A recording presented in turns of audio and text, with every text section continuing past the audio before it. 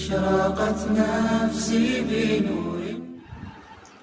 بسم اللہ الرحمن الرحیم ان الحمد للہ نحمده ونستعینه ونستغفره ونعوذ باللہ من شرور انفسنا وسیئات اعمالنا من يهد الله فلا مضل له ومن يضلل فلا هادي له واشهد ان لا الہ الا اللہ وحدہ لا شریک له.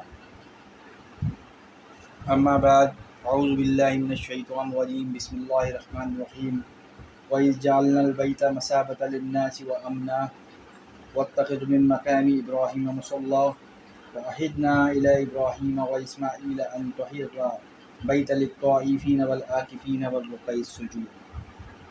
اور جس وقت ہم نے خانہ کعبہ کو لوگوں کا محبت اور امن مقرر رکھا اور مقام ابراہیم کو نماز پڑھنے کی جگہ بنا لیا کرو، اور ہم نے حضرت ابراہیم اور حضرت اسماعیل علیہ السلام کی طرف حکم بھیجا کہ میرے گھر کو خوب پاک رکھا کرو بیرونی اور مقامی لوگوں کے واسطے اور رکوع اور سجدہ کرنے والوں کے واسطے. توفیق الہی سے سورہ بقرہ کی آیت 125 تلاوت کری.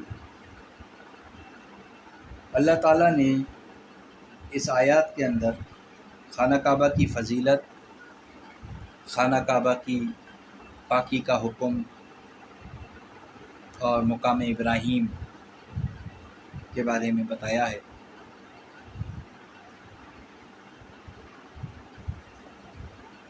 یہود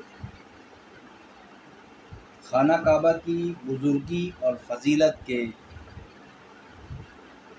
قائل نہیں تھے، جیسا کہ آپ کو معلوم ہے، اور حج بیت اللہ کو بھی ایک فضول حرکت جانتے تھے اور کہتے تھے کہ یہ صرف عرب کے جاہلوں کا طریقہ ہے، حضرت ابراہیم علیہ السلام کا طریقہ ہے، اور نہ اس کعبے کو حضرت ابراہیم علیہ السلام نے بنایا ہے اور نہ حاجیوں اور طواف کرنے والوں کے لیے مقرر فرمایا ہے. اس آیت میں اللہ تعالیٰ یہود کے اس خیال باطل کا رد فرماتے ہیں اور بتایا جاتا ہے کہ خانہ کعبہ کو لوگوں کا محبت اور مرجع خلائق اور مقام امن ہمیشہ سے اللہ تعالیٰ نے بنایا. وَإِذْ جَعَلْنَا الْبَيْتَ مَثَابَةً لِلنَّاسِ وَأَمْنًا، اور وہ وقت بھی یاد کرنے کے قابل ہے جس وقت ہم نے خانہ کعبہ کو لوگوں کا محبت اور مقام امن ہمیشہ سے مقرر رکھا. یہاں آیت کے اس جملے میں البیتہ، جس کے لفظی معنی گھر کے ہیں، اس سے مراد بیت اللہ یعنی خانہ کعبہ ہے جو مکہ معظمہ میں مسجد الحرام میں واقع ہے. یہاں اس آیت میں بیت اللہ یعنی کہ خانہ کعبہ کی فضیلت کے سلسلے میں دو باتیں فرمائی گئی. ایک تو مثابۃ للناس فرمایا، دوسرا ہے وَأَمْنًا. مثابۃ للناس کے معنی ہیں آدمیوں کے لیے بار بار لوٹنے یا رجوع کرنے کی جگہ، بار بار لوٹنے یا رجوع کرنے کی. اللہ تعالیٰ نے بیت اللہ کو یہ خاص فضیلت بخشی ہے کہ وہ ہمیشہ مرجع خلائق بنا رہے گا اور لوگ بار بار اس کی طرف جانے کی آرزو مند رہیں گے. چنانچہ اہل ایمان کبھی اس کی زیارت سے سیر نہیں ہوتے، بلکہ ہر مرتبہ پہلے سے زیادہ زیارت اور طواف کا شوق لے کر جاتے ہیں. بار بار دل چاہتا ہے کہ عمرے پہ جائیں، بار بار دل چاہتا ہے حج کریں، بار بار دل چاہتا ہے زیارت کریں، اور طلب بڑھتی جاتی ہے. ایک دفعہ آپ ہو کے آ جائیں گے، آپ کا آنے کا دل ہی نہیں چاہے گا، پھر آپ بولیں گے میں واپس کیوں آ گیا، میں دوبارہ چلا جاؤں. ہر مرتبہ پہلے سے زیادہ طلب ہے. اللہ تعالیٰ نے اہل ایمان کے دل میں خانہ کعبہ کا شوق جذب مقناطیسی کی طرح ڈال دیا ہے. جیسے مقناطیس میں چپک ہوتی ہے، کشش ہوتی ہے، اس طریقے سے ڈال دیا. اس لیے لاکھوں آدمی دور دراز سے وہاں جاتے ہیں، اور بیت اللہ ہی کی وصف ہے کہ بار بار حج کرتے ہیں اور دل نہیں بھرتا. دوسری صرف بیت اللہ کی وہ امنا فرمائی، یعنی امن کی جگہ.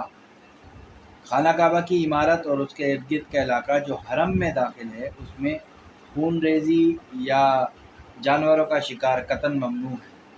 زمانہ جاہلیت میں عربوں میں دستور تھا کہ حرم میں اور اپنے باپ اور بھائی کا قاتل بھی کسی کو ملتا تو انتقام نہیں لیتے تھے،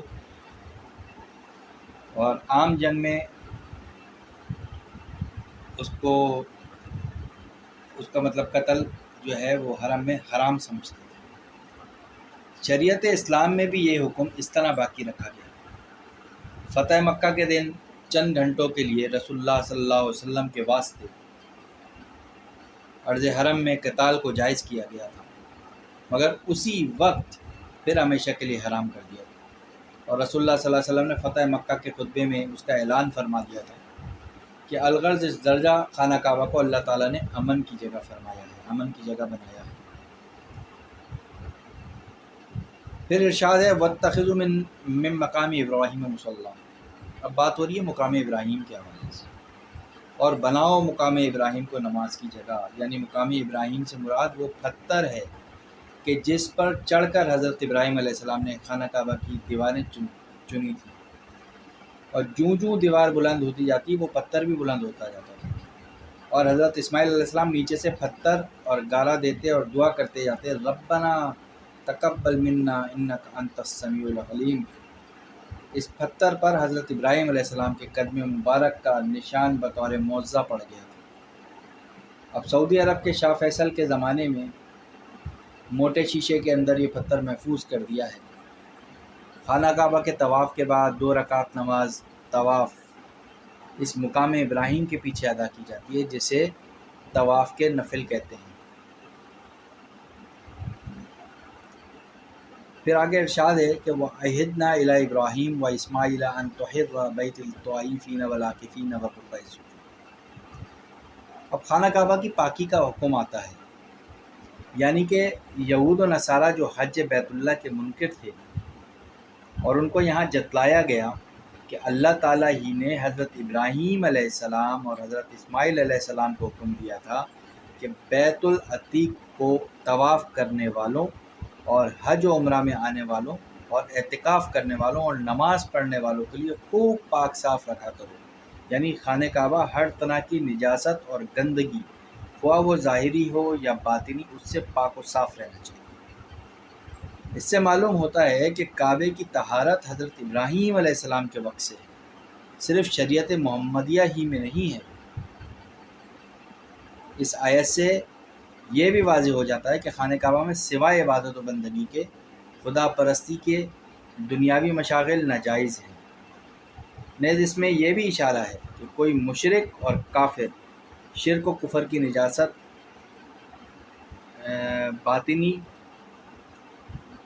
باطنی نجاست ہے شرک و کفر کی، اس کے ساتھ بیت اللہ میں داخل نہ ہو۔ تو دعا کریں اللہ تبارک تعالیٰ اپنے گھر بیت اللہ شریف کی عزت اور بزرگی کو اور بلند فرمائیں، اور اپنے اس مقدس گھر کی حاضری کی توفیق ہم کو نصیب فرمائیں۔ یا اللہ ہمارے دلوں میں اپنے حرم محترم بیت اللہ کی سچی محبت اور عظمت عطا فرما، اور ہم میں سے ہر ایک کو مرنے سے پہلے بیت الحرام کی زیارت کا شرف نصیب فرما۔ آمین۔ وآخر دعوانا ان الحمد للہ رب العالمین۔